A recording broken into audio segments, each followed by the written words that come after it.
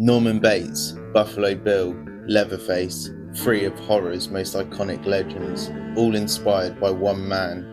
This week's episode on Killer Krunch, the butcher of Plainfield, Ed Gein. Ed Gein was born in Plainfield, Wisconsin in 1906.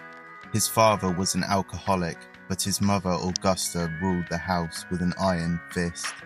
She was a strict, fanatically religious woman who filled Ed's head with ideas that women, aside from herself, were sinful, dirty, and damned.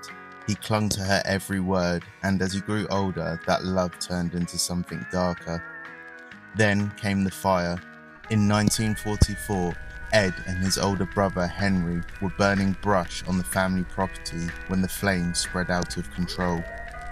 When firefighters arrived, Henry was dead, his body lying in a patch of untouched earth. Despite some bruising, the coroner ruled it an accident, and rumours spread that Henry had started questioning Ed's devotion to their mother and that maybe Ed didn't want to share her love. A year later, Augusta died, and whatever was left of Ed broke. He boarded up her rooms, leaving them untouched like a shrine, and withdrew into his own world, living in the decaying farmhouse. Isolated and alone, Ed turned to graveyards for company. By night, he dug up freshly buried women who reminded him of Augusta. He brought them home piece by piece to the farmhouse that had long since stopped feeling alive. Inside, he surrounded himself with the past. He worked quietly, almost tenderly, as if crafting tributes to his mother. Chairs, masks, a belt of nipples, bowls made from the skulls of the deceased.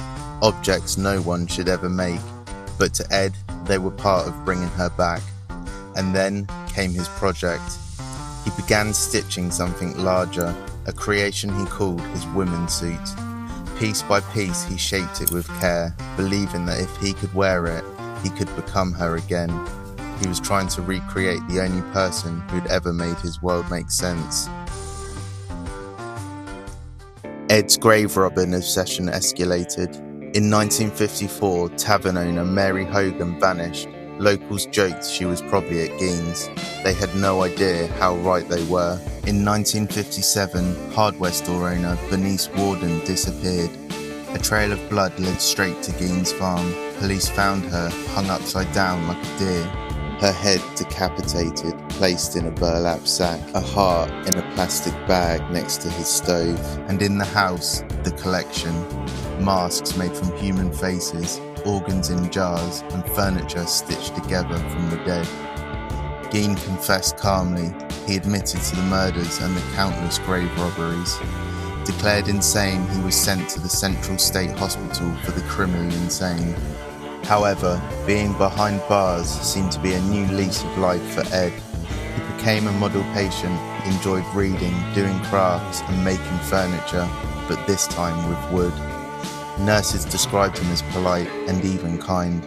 He spent the rest of his life behind hospital walls, living quietly until his death in 1984. Norman Bates, Buffalo Bill, Leatherface, they were all fiction, but the man who inspired them was very real. All monsters have a face, some are stitched together from the dead.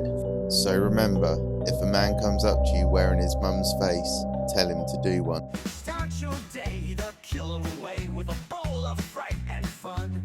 It's crunchy, spooky, downright kooky. You'll scream when the day is done.